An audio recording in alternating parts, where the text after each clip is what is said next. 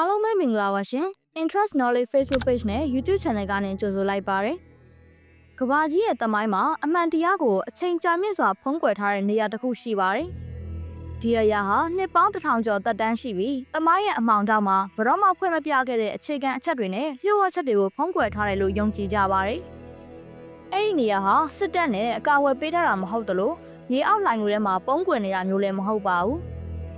သူဟာဖျားသခင်ရဲ့မြို့တော်လို့သမုတ်ကြတယ်။ဗာတီကန်ရဲ့အလဲဗဟိုမှာရှိနေပါတယ်။ဒီနေရာမှာရွှေတွေလက်ဝတ်ရတနာတွေမဟုတ်ပဲစာရွက်စာတမ်းတွေနဲ့မှတ်တမ်းတွေတန်းပေါင်းများစွာကိုတင်စီထားပါတယ်။အဲ့ဒါတွေကတော့ဗာတီကန်ရဲ့လျှို့ဝှက်မှတ်တမ်းတွေပဲဖြစ်ပါတယ်။ဒီလိုလျှို့ဝှက်စာတမ်းတွေကဘာတွေကိုဖုံးကွယ်ထားတာလဲ။ယေရှုရဲ့တမိုင်းဝင်အထောက်အထားတွေလား။လောကကိုတောင်းအောင်စေမဲ့ကြိုးစားတွေနဲ့ဆက်သွယ်မှုတွေလား။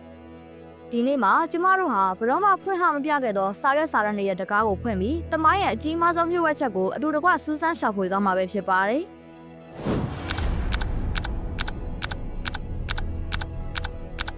Secret Archive လို့ခေါ်တဲ့ဒီနေရာဟာတကယ်တော့ Archivio Secreto Vaticano ဖြစ်ပြီးလျှို့ဝှက်ခြင်းတို့ဘာသာပြန်တာထက်ပုဂ္ဂလိကသို့မဟုတ်တည်တဲ့ဆိုတဲ့အဓိပ္ပာယ်ကိုပို့ဆောင်ပါတယ်။ဒီမှတ်တမ်းတွေဟာပေါရဟန်းမင်းကြီးရဲ့ကိုယ်ပိုင်ပိုင်ဆိုင်မှုဖြစ်ပြီးအော်ရဟန်းမင်းကြီးရဲ့ခွင့်ပြုချက်မရှိဘဲနဲ့ဘယ်သူမှလုံးဝဝင်ရောက်ကြည့်ရှုခွင့်မရှိခဲ့ပါဘူး။ဒီ archive ရဲ့စင်မော်ကစာရွက်စာတမ်းတွေဟာအရှည်အားဖြင့်မိုင်ပေါင်း90ကီလိုမီတာ80ခန့်ရှည်လျားပြီးတော့အဲ့ဒီထဲမှာနှစ်ပေါင်း1000ကျော်တက်တန်းရှိတဲ့12ရာစုကလေးကမှတ်တမ်းတွေကိုစုဆောင်းထားပါတယ်။ Pope တွေနဲ့ကမ္ဘာခေါင်းဆောင်တွေကြားကလျှို့ဝှက်စာပေးစာယူတွေဥပမာ Adolf Hitler, Queen Elizabeth တို့နဲ့ရေးထားတဲ့မူရင်းစာတွေဂိုင်လီယိုကိုစီရင်ချက်ချခဲ့တဲ့တရားဝင်မှတ်တမ်းတွေ Templar Knights ဖျားเจ้าစစ်တီတော်တွေရဲ့စစ်ကြောရေးအသေးစိတ်မှတ်တမ်းတွေပါဝင်နေပါတယ်။တာမန်လူတွေနဲ့သမိုင်းပညာရှင်အများစုအတွက်တော့ဒီမှတ်တမ်းတွေဟာကမ္ဘာသမိုင်းကိုအသစ်ပြန်လဲရေးသားနိုင်တဲ့တော့ချက်တွေပဲဖြစ်ပါတယ်။ဥပမာ Pope John ဟာတကယ်တမ်းကျတော့အမျိုးသမီးတဦးဖြစ်ခဲ့တယ်ဆိုတဲ့ဒဏ္ဍာရီတွေဒါမှမဟုတ်ငရဲပြည်ရဲ့ပထဝီဝင်အနေအထားအသေးစိတ်ကိုဖော်ပြထားတဲ့မှတ်တမ်းတွေစတဲ့ YouTube ဖွယ်ရာလျှို့ဝှက်ချက်တွေကိုဖုံးကွယ်ထားတယ်လို့ theory ဆရာတွေကယုံကြည်ကြပါတယ်။ဒီစာရွက်စာတမ်းတွေဟာတကယ်တမ်းတော့လျှို့ဝှက်ထားဖို့မလိုအပ်ပါဘူး။ဒါပေမဲ့1882ခုနှစ်အထိ Pope Leo ကသမိုင်းပညာရှင်အချို့ကိုကန့်သတ်ချက်များစွာနဲ့ဝင်ခွင့်မရအောင်လုံးဝပိတ်ထားခဲ့ပါတယ်။ဒီလိုကမ္ဘာအကြီးဆုံးသမိုင်းကိုနှစ်ပေါင်းထောင်ချီပိတ်ဆို့ထားခြင်းကပဲဒီအခြေခံအချက်ဟာဘာကိုဖုံးကွယ်ထားတာလဲဆိုတဲ့မေးခွန်းကိုပိုပြီးတင်းမာစေခဲ့တာပဲဖြစ်ပါတယ်။တမိုင်းပညာရှင်တွေနဲ့ theory ပညာရှင်တွေကဒီ archive ထဲမှာကမ္ဘာကြီးရဲ့အကြီးမားဆုံးလျှို့ဝှက်ချက်5ခုကိုဖုံးကွယ်ထားတယ်လို့ယုံကြည်ကြပါတယ်။နံပါတ်1ယေရှု၏တမိုင်းဝင်အထောက်အထားများ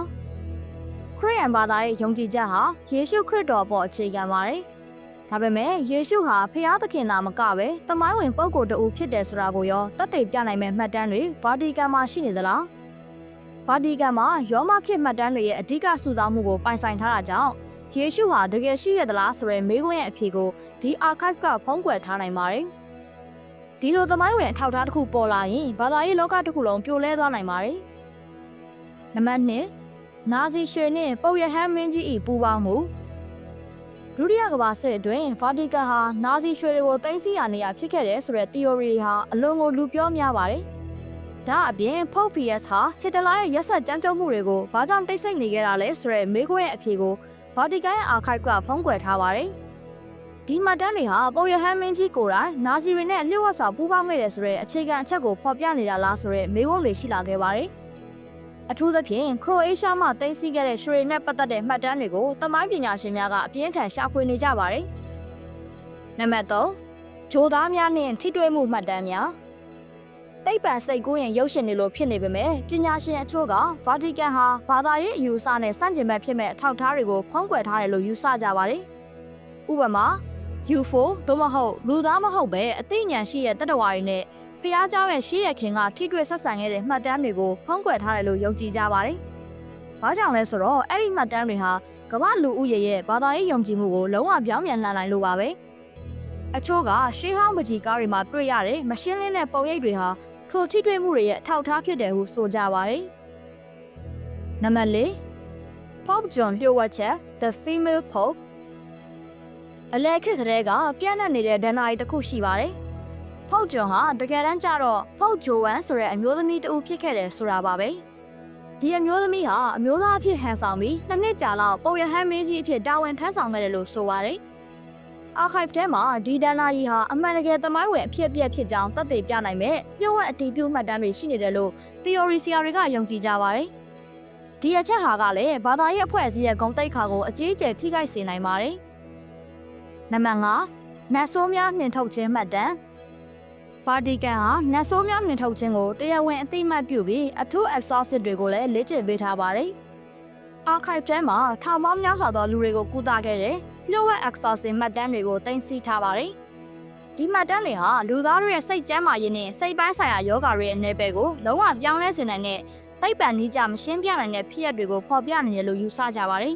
။ဒါတွေဟာဘာသာရေးရဲ့အစွမ်းကိုတတ်သိပြမလား။ဒါမှမဟုတ်လောကီလူသားတွေနားမလည်နိုင်သေးသောအခြေခံအချက်တွေကိုဖုံးကွယ်ထားမလားဆိုတာကိုစူးစမ်းနေကြပါတယ်။20ရာစုအစောပိုင်းကစပြီးပုပ်ရဟန်းမင်းကြီးတွေဟာ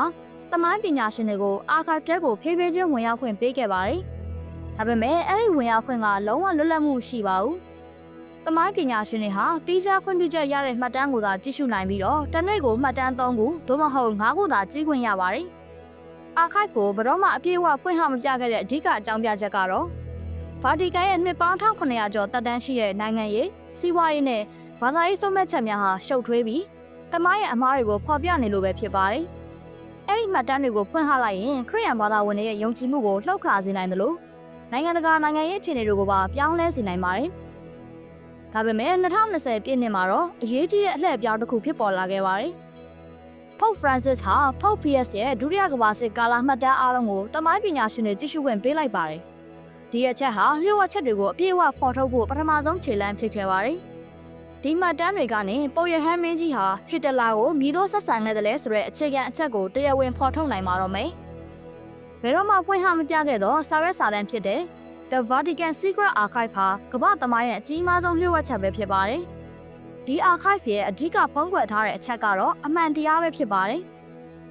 ကျမတို့မှတ်ထားရမှာကတော့သမိုင်းဆိုတာအမြဲတမ်းအောင်မြင်သူတွေနဲ့အာဏာရှိသူတွေကရေးသားခဲ့တာပါ